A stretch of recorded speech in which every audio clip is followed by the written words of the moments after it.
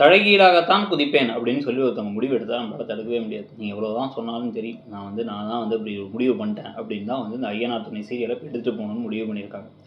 4 அண்ணன் தம்பி அவங்களுக்குள்ள பாசம் இருந்தாலும் அதை வெளிப்படுத்திக்க தெரியல. பல நேரங்களில் பார்த்தீங்க அப்படின்னா அவங்களுக்குள்ள நிறைய பிரச்சனைகள் இருக்குது. ஊரே அவங்கள ஒரு மாதிரி மோசமாக பார்க்குது. அவங்க அப்பா அவங்க அம்மாவையே கொலை பண்ணாருங்கிறாங்க. அது உண்மையா இல்லையான்னு தெரியல. அவங்க அப்பா இன்னைக்கு வரைக்குமே அவர் நல்லவரா கெட்டவரான்னு தெரியாத மாதிரி தான் அவர் பிஹேவெல்லாம் பண்ணிகிட்டு இருக்காரு. இவ்வளோ விஷயங்களும் இருக்கும் பொழுது, குடிச்சிட்டு எல்லா விஷயத்தையும் அவர் பண்ணிகிட்டு இருக்காரு. இதெல்லாம் இருக்கும் பொழுது பார்த்தீங்கன்னா ஒரு பொண்ணு இந்த வீட்டுக்குள்ளே வருது.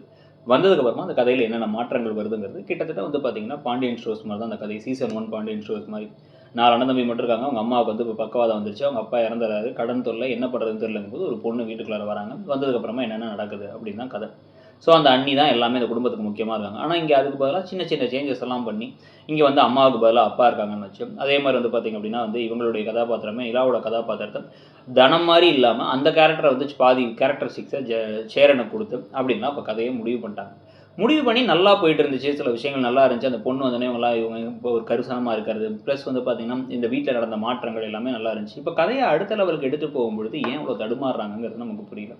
ஏன் அப்படின்னு முக்கியமாக நமக்கு தோன்ற விஷயம் என்னென்னா, சோழன் நிலாவில் சோழனை ரொம்ப பெரிய ஃப்ராடு மாதிரி காமிச்சிட்டாங்க. அதனால் நம்ம நிறைய பேருக்கு வெறுப்பும் எரிச்சலும் வருது. இன்னொரு பக்கம் பார்த்தீங்கன்னா நிலாவை சுயநலம் இல்லையாங்கிற மாதிரி ஒரு முடிவே எடுக்க முடியாத ஒரு பொண்ணாக காமிக்கிறாங்க. முந்த நாள் ராத்திரி கோவப்பட்ட ஒரு பொண்ணு அடுத்த நாள் காலையில் அதை மறந்துட்டு அவர் கூட லைசன்ஸ் வாங்குறதுக்கு போகிறாங்கிறத பற்றி நான் 4 வீடியோவில் பேசிட்டேன்னு நினைக்கிறேன். ஏன்னா அதை யோசிச்சு பார்த்தாலே எனக்கு புரியல. உங்களுக்கு கோவப்பட்டு நீ மனுஷனா, நீ உன் கூடலாம் யாரா இருப்பா அப்படின்னு பேசின ஒருத்தவங்க சிரிச்சுக்கிட்டே கிப்பிக்கின்னு ஒரு வாங்கி கொடுத்தா சாக்லேட்டை வாங்கிட்டு போவாங்க அப்படின்னா அப்போ அவருக்கு என்ன நினைக்க தோணும்?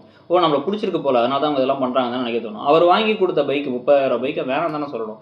உன்ன மாதிரி ஒருத்தவங்க எனக்கு நீ எந்த ஹெல்ப்பும் நீ எனக்கு பண்ண வேணாம், நான் பார்த்துக்கிறேன், எனக்கு உன் அண்ணனுங்களுக்காக தம்பிக்காக வேணா அந்த வீட்டில் இருக்கேன் அப்படின்னு சொன்னால் கூட பரவாயில்ல. அப்படி கூட கிடையாது. திருப்பி இவர் கூட தான் சுற்றிக்கிட்டு இருக்காங்கன்னா அப்போ அவர் மனசு அந்த எண்ணங்கள் வரது தப்பு இல்லைன்னு யோசிக்கிற மாதிரி தான் இவங்களுடைய பிஹேவியர் இருக்குது.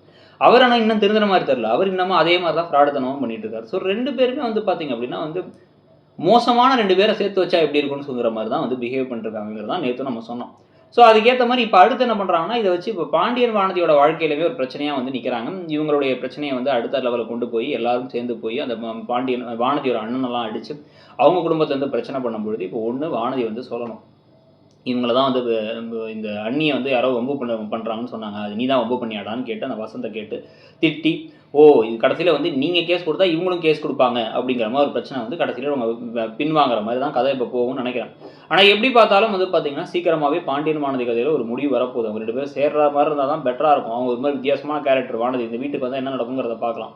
எப்படி கார்த்திகாவை துரத்தி விட்டாங்களோ அதே மாதிரி வானதியும் துரத்தி விட்டுருவாங்களாங்கிறது நமக்கு புரியல. அந்த மாதிரி தான் அந்த கதை போகிற போக்கு லைட்டாக அப்படியும் போக வாய்ப்பு இருக்க மாதிரி இருக்குது. அதை பற்றி நீங்கள் என்ன நினைக்கிறீங்க? பாண்டியன் வானதி ஜோடி பற்றி உங்களுக்கு கருத்து என்ன?